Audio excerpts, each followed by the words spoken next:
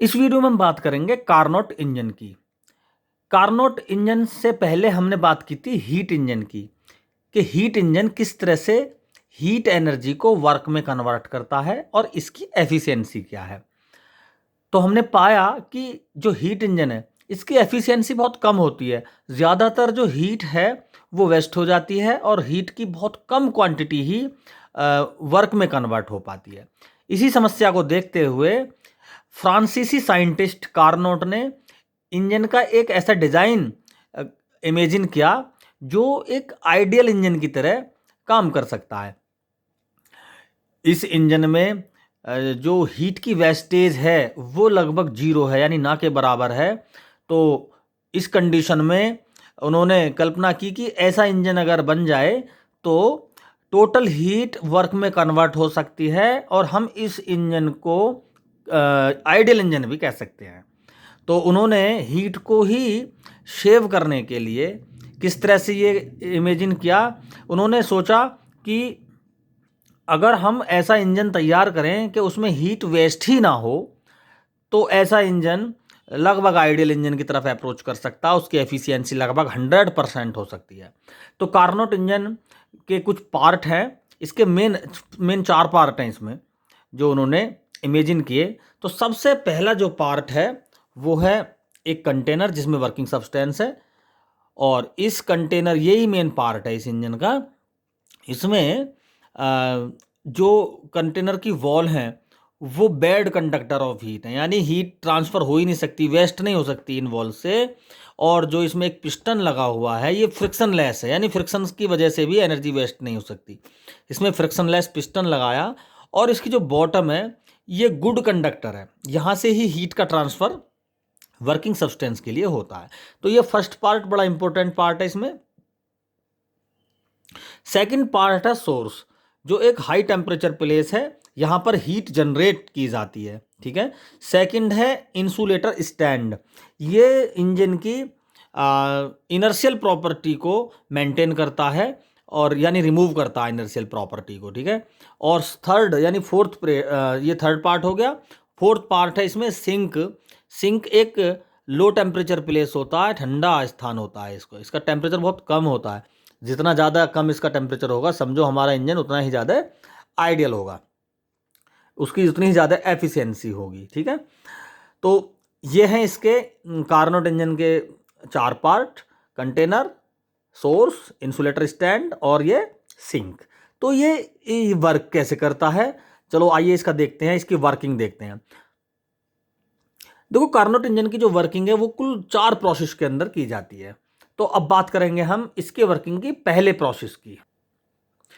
First process में क्या करते हैं, फर्स्ट प्रोसेस में कंटेनर की बॉटम को सोर्स से टच कराते हैं। तो होता क्या है, सोर्स से जो हीट है वो इसके अंदर ट्रांसफ़र होगी, और जैसे ही हीट वर्किंग सब्सटेंस को मिलेगी, यानी गुड कंडक्टर जो बॉटम है ये, यहाँ से हीट ऊपर को जाएगी, ट्रांसफ़र होगी, तो मॉलिक्यूल्स जो है गैस वर्किंग सब्सटेंस के वो एक्सपेंड होंगे। जैसे ही वो एक्सपेंड होंगे तो पिस्टन अपवार्ड डायरेक्शन में यानी ऊपर की तरफ को मूव करेगा, ठीक है। तो एक वॉल्यूम में एक्सपेंशन होगा और वर्किंग होगी। तो अगर हम इस वर्किंग का हम एक्सप्रेशन भी ड्राइव करेंगे यहीं पर, और साथ में इसको किस तरह से ये ग्राफिकली किस तरह से वॉल्यूम एक्सप्रेस होता है, हम इसका प्रेशर वॉल्यूम ग्राफ भी साथ के साथ बनाते चलेंगे। तो हमने पहले पॉइंट पे माना कि गैस सब्सटेंस जो हमारा थर्मोडायनामिक सिस्टम है, पॉइंट ए पर इसके parameter pressure P1, volume V1 और टेम्परेचर T1 है।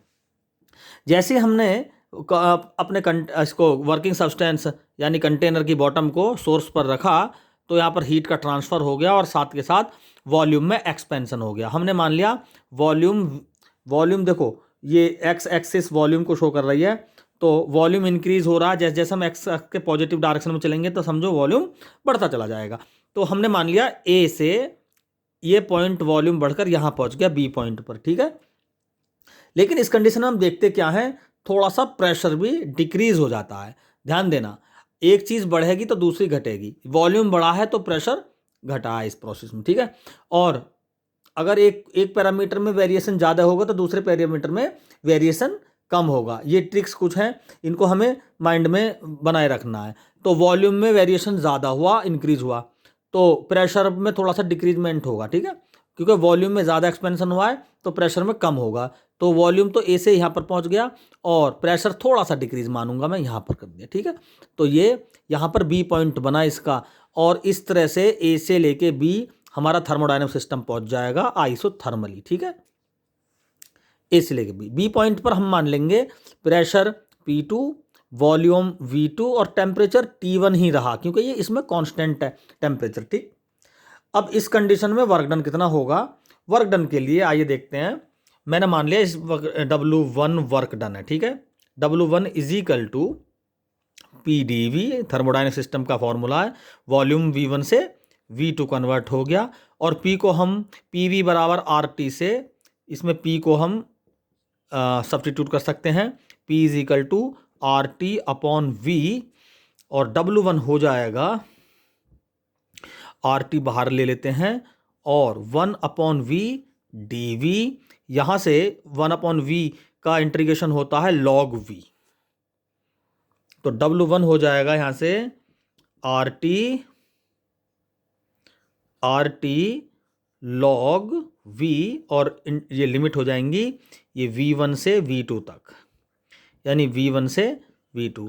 तो log V की प्लेस पर पहले V2 रखेंगे, फिर माइनस करके V1 हो जाएगा, RT log V2 minus log V1, और ये हो जाएगा W1 is equal to RT log V2 upon V1। तो देखें जरा, ये बेस अगर E है, इसको हम डेसिमल बेस में चेंज करें तो 2.303 की मल्टीप्लाई करके हम इसको एडिशनल वो उसमें डेसिमल में भी चेंज कर सकते हैं, लेकिन 2.303 की मल्टीप्लाई करके। लेकिन हम यहाँ पर डायरेक्ट भी ऐसे भी लिख सकते हैं। फर्स्ट इक्वेशन बना दी हमने, ठीक है। ये पहला प्रोसेस हमारा कंप्लीट हो गया। अब बात करते हैं सेकंड प्रोसेस की। सेकंड प्रोसेस में क्या है, अब देखें जरा, ये बहुत इंपॉर्टेंट प्रोसेस है। पहले प्रोसेस में हमने इस कंटेनर को इस पॉइंट पे रखा था, अब हम इस पिस्टन को यानी इस कंटेनर को इंसुलेटर स्टैंड पे रखेंगे। इंसुलेटर स्टैंड क्या करेगा? इसकी इनर्शियल प्रॉपर्टी को मेंटेन करेगा। यानी पहली कंडीशन में जब हमने सोर्स पे रखा था तो पिस्टन ऊपर की तरफ को मूव कर रहा था, अपवार्ड डायरेक्शन में मूव कर रहा था। लेकिन अगर हम इंसुलेटर स्टैंड पर ना रखें, हीट इंजन की तरह डायरेक्ट ही सिंक पे रख दें, ठीक है, तो सिंक क्या काम करेगी? सिंक लो टेम्परेचर होने की वजह से सोर्स में से हीट को एब्जॉर्ब कर लेगी, और ये पिस्टन अच्छा खासा ऊपर जा रहा था, इसको जाते हुए रोक देगी और पिस्टन को डाउनवार्ड मोशन करा देगी ये। लेकिन इंसुलेटर स्टैंड ऐसा नहीं कराता। अगर हम डायरेक्ट इसको सिंक पे रखें तो यहाँ पर एनर्जी का वेस्टेज हो जाएगा। क्यों? क्योंकि वो अपवार्ड डायरेक्शन में मोशन में था पिस्टन, लेकिन उसके मोशन को इसने ब्रेक लगा दिया सिंक ने। हमें वो ब्रेक ही नहीं लगाना, हमें इंसुलेटर स्टैंड पे रखना है इसको, पिस्टन को, इसको सॉरी बॉटम को। और होता क्या है यहाँ पर, क्योंकि पहले जब हमने सोर्स पे रखा था तो पिस्टन अपवार्ड डायरेक्शन में मूव कर रहा था, लेकिन जब इंसुलेटर स्टैंड पे रखेंगे तो उसका मोशन अपवार्ड डायरेक्शन में कंटिन्यू रहेगा। इस कंडीशन में चूंकि हीट का ट्रांसफर तो हो नहीं रहा और पिस्टन थोड़ा बहुत ऊपर को मूव करेगा, यानी थोड़ा बहुत वॉल्यूम बढ़ेगा, ठीक है, लेकिन प्रेशर अचानक डिक्रीज हो जाएगा इसमें।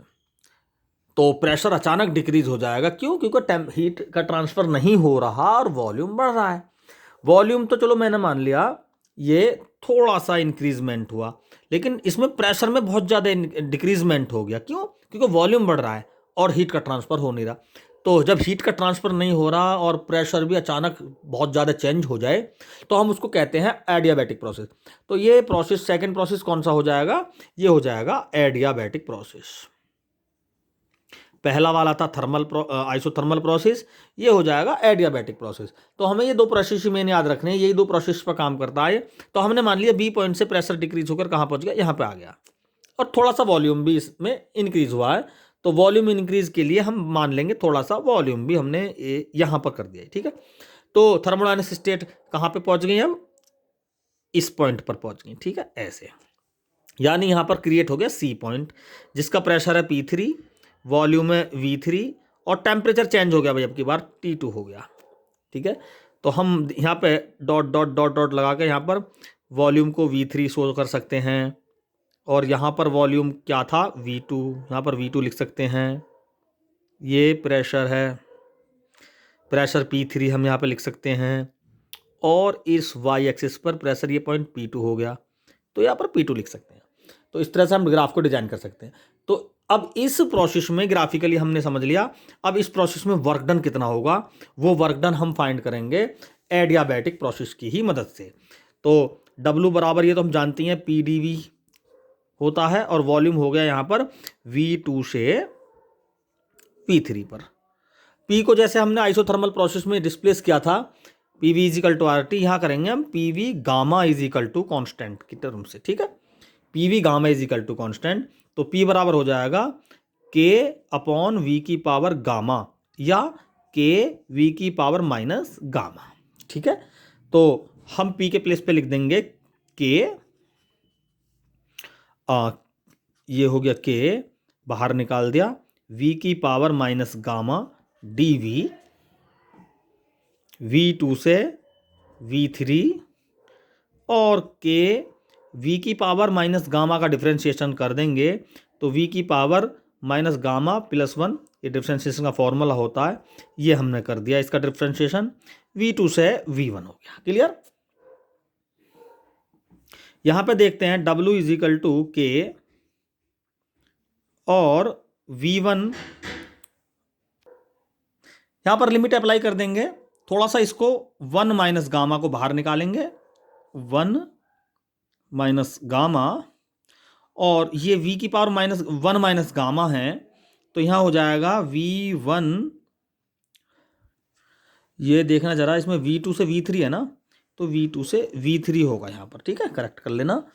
तो ये हो जाएगा V3 की पावर 1 माइनस गामा और माइनस V2 की पावर 1 माइनस गामा, और ये ब्रैकेट क्लॉज, ठीक। यहाँ पर K की वैल्यू क्या थी, PV गामा। अगर V थर्ड स्टेट की बात करेंगे तो यहाँ पर P3 V3 गामा हो जाएगा, और सेकंड की V2 की बात करेंगे तो K बराबर होगा P2 V2 गामा। तो K की वैल्यू अपने सुविधा की दृष्टि से इस तरह से हम यहाँ पर यूज़ कर लेंगे, यानी K की मल्टीप्लाई करेंगे K, और इस पर लिखेंगे यहाँ पर हम P3 V3 gamma into V3 1 minus gamma, minus फिर K की मल्टीप्लाई इसमें भी होगी, ये सेकंड का स्टेट की कहानी है इसमें, तो K की वैल्यू लिख देंगे P2 V2 gamma into V2 की पावर 1 माइनस गामा। यहाँ पर V3 गामा और V3 माइनस गामा कैंसिल, अकेला V3 बचेगा, ऐसे यहाँ से V2 गामा से V2 माइनस गामा कैंसिल हो जाएगा, V2 अकेला बच जाएगा, तो यहाँ आ जाएगा 1/1 माइनस गामा, और ये हो जाएगा P3 V3 minus P2 V2, और PV बराबर RT होगा, तो P3 V3 की जगह RT3 हो जाएगा, P2 V2 की जगह RT2, तो यहाँ से R कॉमन लेकर 1 माइनस गामा, और ये हो जाएगा T3 माइनस T2। तो T3 T2 क्या है इसमें, कुछ नहीं, तो T1 T2 होंगे, क्योंकि PV इजिकल टू RT1 और P2 इजिकल टू RT2। तो P3 V3 की कंडीशन में देखें जरा, इसमें ये T2 है, और P2 V2 की कंडीशन में है यहाँ पर T1, तो ये T2 माइनस T1 हो जाएगा, क्योंकि यहाँ पर T3 T4 तो है ही नहीं, टेम्परेचर तो दो ही है, T1 और T2। तो भाई इसमें वर्कडन किस आइडियाबैटिक प्रोसेस में वर्कडन कितना हो जाएगा, W equal to R/1 minus gamma into delta T या T2 माइनस T1, ये हमारा हो जाएगा एडियाबैटिक प्रोसेस में वर्कडन। अगर स्टूडेंट्स अलग से क्वेश्चन आ जाए कि एडियाबैटिक प्रोसेस में वर्कडन के लिए एक्सप्रेशन ड्राइव करो, तो हमें केवल यहाँ से और यहाँ तक कर देना है, आपको फुल मार्क्स मिल जाएंगे। अगर क्वेश्चन आता है कि आइसोथर्मल प्रोसेस में वर्कडन के लिए, थर्मोडायनेमिक सिस्टम के आइसोथर्मल प्रोसेस में वर्कडन के लिए एक्सप्रेशन ड्राइव करें, तो हमें यहाँ से और ये एक्सप्रेशन ड्राइव कर देना है, आपको फुल मार्क्स मिलेंगे। तो ये हो गया सेकंड प्रोसेस का वर्क डन। अब हम बात करेंगे थर्ड प्रोसेस की। तो थर्ड प्रोसेस में क्या, देखो पहले प्रोसेस में हमने इस कंटेनर को सोर्स पे रखा था, दूसरे प्रोसेस में हमने इंसुलेटर स्टैंड पे रखा था। इंसुलेटर स्टैंड पर जो पहले प्रोसेस में जब पिस्टन ऊपर को मूव कर रहा था, तो इंसुलेटर स्टैंड पर रखने पर इसकी इनर्शियल प्रॉपर्टी को बनाए रखा, यानी वो अगर ऊपर जाना चाहता है तो वो कोई भी बॉडी अगर मोशन में है तो मोशन में ही रहना चाहती है। इस सिद्धांत के अकॉर्डिंग ये इंसुलेटर स्टैंड ने पे जब हमने इसको रखा तो पिस्टन ऊपर को चलना चाह रहा था, भाई ऊपर को ही चलता रहा ये, ठीक है। तो इसको रोका नहीं, ठीक। अगर हम किसी वजह से इसको रोकते इस पर फोर्स से तो हमारी एनर्जी वेस्ट हो जाती है और फिर वो आइडियल कहाँ रहता, एनर्जी वेस्ट होगी उसमें। तो अब हम इसके अपने थर्ड प्रोसेस में सिंक पर रखेंगे। इसको कहाँ रखेंगे? सिंक पर। हमने मान लिया कि जितना इसको ऊपर जाना था पिस्टन को ये पहुंच गया। अब जैसे हम सिंक पे रखेंगे, सिंक बहुत कोल्ड प्लेस है, सिंक पे इसको रखने पे टच होगा ये बॉटम, और जितनी भी हीट इसमें थी वो सब सिंक एब्जॉर्ब कर लेगा, और जैसी ये सिंक इस हीट को एब्जॉर्ब करेगा ये कन्वर्ज हो जाएंगे मॉलिक्यूल्स, और पिस्टन नीचे की तरफ को मूव करेगा, फॉल हो जाएगा नीचे की तरफ को, ठीक है। तो यहाँ पर जब हीट का ट्रांसफर हो गया, अब के बाद ट्रांसफर कहाँ से हुआ? कंटेनर से सिंक की तरफ को ट्रांसफर हो गया। तो मोशन क्या हो गया? पिस्टन का नीचे की डायरेक्शन में हो गया, ठीक है। इस कंडीशन में भी हीट का ट्रांसफर हो गया, और जब पिस्टन डाउनवर्ड डायरेक्शन में मूव करेगा तो वॉल्यूम में अचानक बहुत सारी कमी आ जाएगी। तो वॉल्यूम में कमी आएगी। ओवरऑल हमने ये देखा कि वॉल्यूम में जब कमी आएगी तो हमने मान लिया सी से यहाँ पे पहुँच गया ये वॉल्यूम, ठीक है। तो हमने बता रखा है कि एक पैरामीटर में ज़्यादा चेंज होगा तो दूसरे में कम चेंज होगा, यानी वॉल्यूम में ज़्यादा हुआ है तो प्रेशर में कम होगा, और एक पैरामीटर में अगर डिक्रीजमेंट होगा तो दूसरे पैरामीटर में इंक्रीजमेंट होगा। तो यहाँ पर वॉल्यूम में ज़्यादा इंक्रीज चेंज हुआ है और वो डिक्रीज हुई है, तो दूसरा पैरामीटर प्रेशर उसमें कम चेंज होगा और वो डिक्रीज की जगह इंक्रीज होगा। हमने मान लिया वो यहाँ पर पहुँच गया, ठीक है। तो डी पॉइंट कहाँ आ गया? ये डी पॉइंट आ गया, और ये आ गया इस तरह से, ठीक है। ये आ गया आपका थर्ड प्रोसेस का कर्व क्लियर हो गया, और यहाँ पर डी पॉइंट पर वॉल्यूम हो गया, प्रेशर हो गया P4, वॉल्यूम हो गया V4, और टेम्परेचर इसमें कांस्टेंट रहा, T2 ही रहा, ठीक है। टेम्परेचर T2 ही इसमें रहा। इसके वर्किंग की बात करें अगर हम, तो इसकी वर्किंग के लिए एक्सप्रेशन ड्राइव करते हैं। थर्ड प्रोसेस में वर्क W3 फाइंड करेंगे हम, वही PdV, और यहाँ पर V3 से V4 हो गया है ना, V4 हो गया, V4 वॉल्यूम हो गया, और वही W3 is equal to RT 1/V, V3 से लेके V4 हो गया, और ओवरऑल V3 से लेके लगभग फर्स्ट प्रोसेस की तरह वर्क डन निकालेंगे हम इसमें। V3 ही फाइंड, W3 फाइंड कर रहे हैं हम, थर्ड प्रोसेस में वर्क डन फाइंड कर रहे हैं, और यहाँ पर आ जाएगा V4/V3, V4/V3। तो इस तरह से स्टूडेंट्स इसमें हमने तीसरे प्रोसेस में क्या फाइंड कर लिया है? वर्क डन फाइंड कर लिया है, W3 RT log V4/V3। इसको हम 2.303 की मल्टीप्लाई करके एक्सपोनेंशियल से डेसिमल बेस में चेंज कर सकते हैं इसको, ठीक है। लेकिन फिलहाल आप इसको W3 बस ऐसे ही रहने दीजिए। ये हो गया आपका थर्ड प्रोसेस। अब बारी आती है फोर्थ प्रोसेस की। फोर्थ प्रोसेस में जो इस कंटेनर को हम सिंक से उठा के फिर दोबारा अगर इंसुलेटर स्टैंड पर रख देंगे, तो चूंकि जब सिंक पे था ये कंटेनर, तो पिस्टन नीचे की तरफ को फॉल हो रहा था, लेकिन जैसे हम इसको इंसुलेटर स्टैंड पर रखेंगे तो ये इसको नीचे की तरफ ही आने देगा, इसको डिस्टर्ब नहीं करेगा। यानी इनर्शियल प्रॉपर्टी जो है इसके अंदर, उसको वो डिस्टर्ब नहीं करेगा। अगर उसकी कंडीशन ऐसी है पिस्टन की, वो नीचे को आना चाह रहा है, तो अगर ये मोशन में है तो मोशन में रहना पसंद करेगा। इसकी इस प्रॉपर्टी को मेंटेन कौन करा रहा है? इंसुलेटर स्टैंड करा रहा है। जब हम इसको इंसुलेटर स्टैंड पर रखेंगे तो पिस्टन पहले से ही डाउन फॉल हो रहा था, तो ये अभी भी डाउन डायरेक्शन में ही मूव करेगा। इस कंडीशन में इसका प्रेशर अचानक बढ़ जाएगा, क्योंकि हीट का ट्रांसफर तो हो नहीं रहा, इंसुलेटर स्टैंड पर हीट का ट्रांसफर नहीं होता, तो इंसुलेटर हीट का ट्रांसफर तो इसमें हो नहीं रहा। तो इसमें क्या हुआ? इसका प्रेशर अचानक बढ़ गया और वॉल्यूम में थोड़ी सी कमी आई, यानी एक चीज़ बढ़ेगी दूसरी घटेगी। तो प्रेशर में अचानक वृद्धि आई इसमें, तो इस कंडीशन में ये सारी हीट ट्रांसफर होगी इसकी इस समय। तो इस कंडीशन में ये अपनी पहली ही सिचुएशन में पहुंच जाएगा, यानी ये डी से ए पर दोबारा कर पहुंच गया। तो इस तरह से स्टूडेंट्स इसकी एक साइकिल पूरी हो जाती है। और वो थर्मोडायनेमिक सिस्टम जो किसी एक स्टेट से चलकर विभिन्न स्टेटों से होता हुआ अपनी पहली ही स्टेट्स में पहुंच जाए, इस प्रोसेस को कहते हैं साइक्लिक प्रोसेस। साइक्लिक प्रोसेस में टोटल वर्क डन क्या होता है? हमने चारों प्रोसेस के वर्क डन फाइंड, 3 प्रोसेस के तो हमने फाइंड कर ही लिए, चौथा प्रोसेस का भी वर्क डन जो होगा वो सेकंड प्रोसेस के इक्वल एंड अपोजिट हो जाएगा। ठीक है, तो अगर हम इस जो चारों ग्राफ ने, चारों प्रोसेस के ग्राफ ने जो एरिया कवर किया है, अगर हम इस एरिया को कैलकुलेट कर लें तो वो इसके वर्क डन के बराबर होगा। तो साइक्लिक प्रोसेस में जो साइक्लिक प्रोसेस का जो ग्राफ एरिया कवर करता है वही एरिया वर्क डन के इक्वल होता है।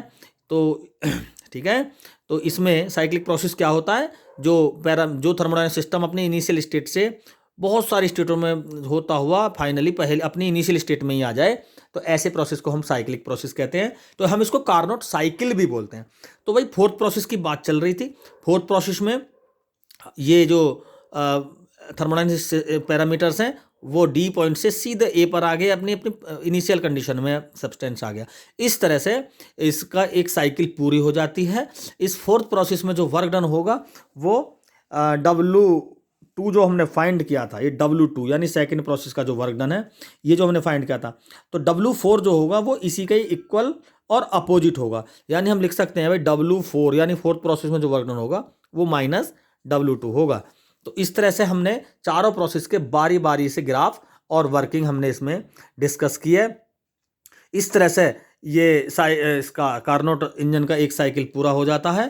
फर्स्ट ए से बी में जब जा रहे थे हम, तो हमने Q1 हीट एब्जॉर्व की थी, और जब सी से डी में आ रहे थे तो Q2 हीट इसमें आउट हो गई थी। ठीक है, यानी बराबर इसमें भी थोड़ी बहुत चेंज आई है। तो अब जो बात करेंगे हम नेक्स्ट इस वीडियो में, फाइनल इसकी एफिशिएंसी फाइंड करेंगे, जिसको करेंगे हम नेक्स्ट सेक्शन के अंदर। तो स्टूडेंट्स, पिछले सेक्शन में हमने बात की थी कार्नोट इंजन की वर्किंग के बारे में, और हमने इसका ग्राफ बनाया था साइक्लिक, पूरा साइक्लिक प्रोसेस के अंदर, और इसकी वर्किंग 4 प्रोसेस हमने बारी बारी से उसकी वर्किंग फाइंड की थी। अब फाइंड करेंगे कि इस कार्नोट साइकिल या कार्नोट इंजन की एफिशिएंसी कैसे फाइंड करें, इसकी एफिशिएंसी क्या होती है। तो स्टूडेंट, हमें पता है इस एफिशिएंसी का फॉर्मूला होता है टोटल वर्क डन और इनिशियल कंडीशन में जो हमने हीट को एब्जॉर्ब कराया था सोर्स से, उसके रेशो में कितना वर्क डन हुआ। तो हमें पता है चारों प्रोसेस का वर्क डन है W1 plus W2 plus W3 plus W4। और स्टूडेंट्स, ये जो Q1 है, इसमें जो वर्क डन हुआ है Q1 के तहत, ये Q1 जब ट्रांसफ़र की थी हीट पहले प्रोसेस में तो वर्क डन हो गया था W1, तो हम इसको W1 यहाँ पे इसको ही लेंगे। ठीक है, तो अब हमें स्टूडेंट ये भी पता है कि W2 एडियाबैटिक प्रोसेस था और W4 भी एडियाबैटिक प्रोसेस था, जो कि वर्क डन इनका बराबर था और इक्वल था, तो हम इसको यहाँ से कैंसिल आउट कर सकते हैं। तो W1 upon plus W3 upon W1, ये हमारा एक फॉर्मूला आया। अब इसको थोड़ा सा और इसको एक्सप्लेन करेंगे। हमें पता है W1 की वैल्यू हमने फाइंड की है RT1 log V2 upon V1, और हमने W3 की वैल्यू फाइंड की है RT2 log V4 upon V3। ठीक है, तो ये W1 यहाँ पे लिख देंगे RT1 log V2 upon V1। ठीक है, तो हमें देखो ये टर्म, ये V2 अपॉन V1 का रेशो जो होगा वो V3 अपॉन V4 के इक्वल होगा, जिसको हम इजीली प्रूव भी कर सकते हैं। तो अगर हम स्टूडेंट V4 अपॉन V3 को V3 अपॉन V4 लिखें तो लॉग की प्रॉपर्टी के अकॉर्डिंग यहाँ पे माइनस आ जाएगा, तो हम यहीं पे इसको माइनस कर देते हैं और इसको V4 और इसको कर देंगे हम V3। ठीक है, तो अगर हम सेकेंड और फोर्थ प्रोसेस में एडियाबैटिक फॉर्मूला लगाएं T1 V1 गामा, ये फॉर्मूला होता है T1 V1 1 minus gamma is equal to T2 V2 1 minus gamma. तो T1 upon T2 is equal to हो जाएगा V2 अपॉन V1 की पावर 1 माइनस गामा। और इसी तरह से फोर्थ प्रोसेस में देखें जरा, तो यहाँ भी यही फॉर्मूला अप्लाई करें T1 upon T2 is equal to ये हो जाएगा V3 वॉल्यूम। तो स्टूडेंट देखें जरा, देखो यहाँ पर देखें, ये एडियाबैटिक प्रोसेस है ना B से C, तो इनिशियल वॉल्यूम V2 है और फाइनल वॉल्यूम इसका V3 है। तो हम यहाँ पर देखें जरा, T1 V2 यानी V1 के प्लेस पे लगाया हमने 1 minus gamma, T2 V3 1 minus gamma, यहाँ से T1 अपॉन T2 और V3 अपॉन V2 हो जाएगा। ये फर्स्ट इक्वेशन बनी, एक इक्वेशन तो ये बन गई। इसी तरह से T1 अपॉन T2 ये D से लेके A प्रोसेस तक, D से लेके A प्रोसेस तक T1 upon T2 equal to V4 upon V1, ठीक है। तो ये प्रोसेस हो जाएगा और यहाँ से हम दोनों इक्वेशन से, इससे और इससे हम ये प्रूफ कर सकते हैं कि V3 upon V2 is equal to V4 upon V, क्योंकि दोनों ही T1 और T2 के रेशो के इक्वल हैं। यहाँ से देखें जरा, V2 अपॉन V3 हो जाएगा, ये V1 इधर पहुंचेगा, ठीक है। यहाँ से लिख सकते हैं V1 upon V2 is equal to V4 upon V3, और इसका रिवर्स कर दो, V2 upon V1 is equal to V3 upon V4। तो देखें जरा, V2 और V1 का रेशो V3 और V4 के रेशो के बराबर हो गया। इसका मतलब ये प्रूफ करना था V2 अपॉन V1 का रेशो V3 और V4 के रेशो के बराबर हो गया। तो ये कॉमन लेके कैंसिल आउट हो जाएगा और ये भी, ठीक है। यहाँ से जो बचेगा स्टूडेंट्स, और R भी कैंसिल हो जाएगा ये, ठीक है। यहाँ से जो बचेगा T1 माइनस T2